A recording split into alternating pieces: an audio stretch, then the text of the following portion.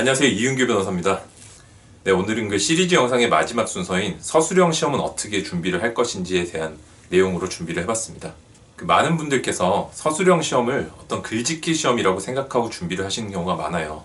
근데 그런 식으로 접근하면 어떤 자신의 논리력뿐만 아니라 어떤 문장력이라든지 어떤 글쓰기 능력 자체를 혹시 향상을 시켜야 되지 않나 하는 고민들을 많이 가지시게 되는데, 적어도 국가시험에 있어서는 어떤 서술형 시험이 글짓기가 100%는 아닙니다.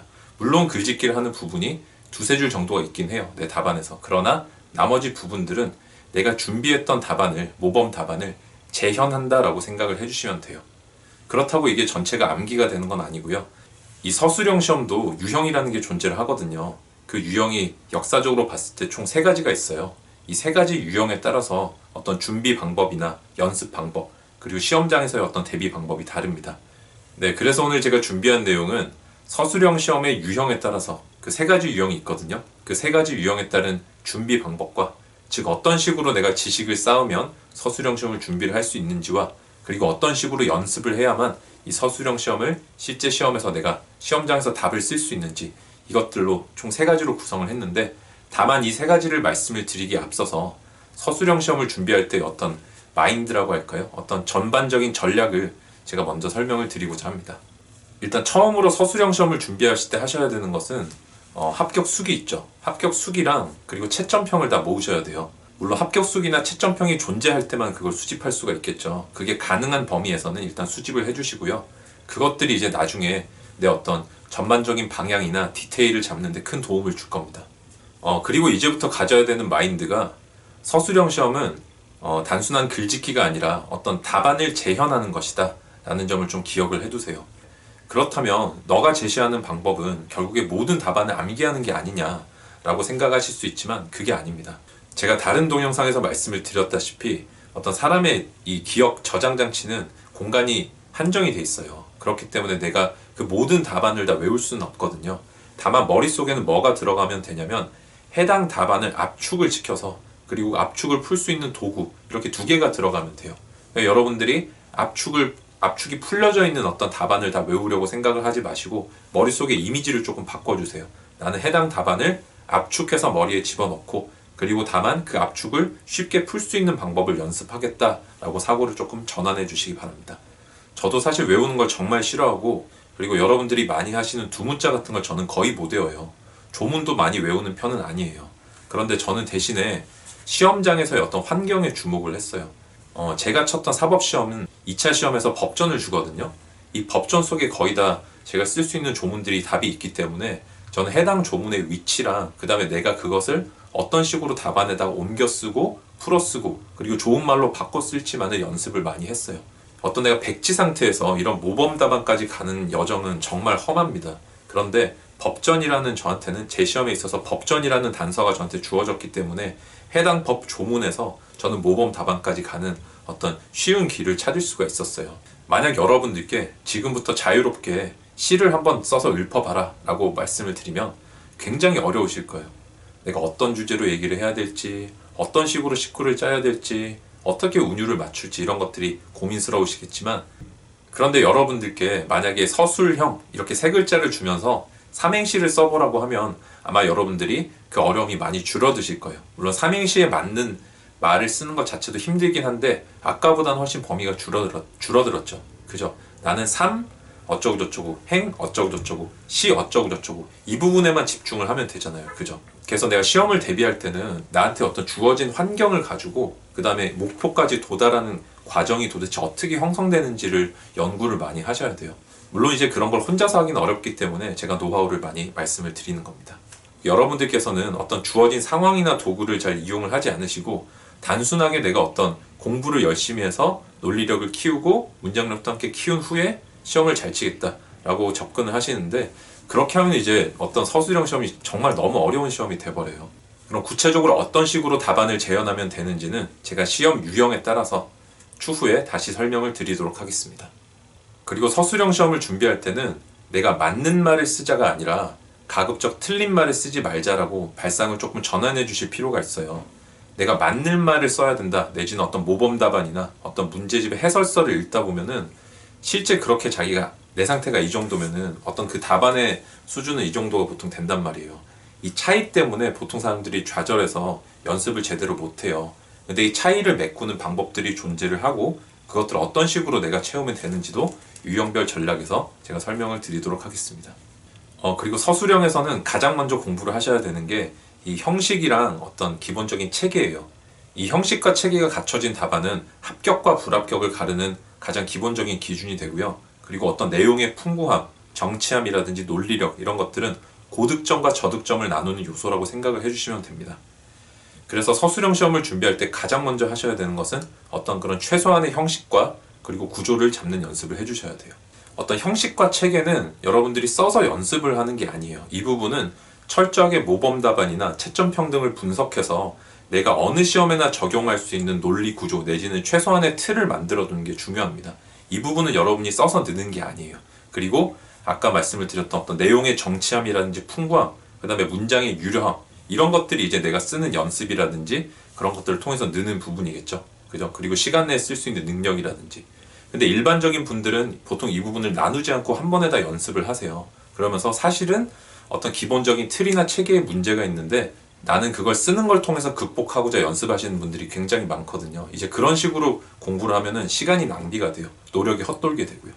그리고 여러분들께서 또 서술형 시험을 준비할 때 물론 서술형뿐만 아니라 모든 시험에 있어서 모든 시험 유형에 있어서 마찬가지인데 어떤 지식을 확충시키는 인풋 과정과 그리고 내가 머릿속에 들어있는 지식을 그걸 가지고 시험을 치는 아웃풋 과정을 나눠서 연습을 해주셔야 돼요.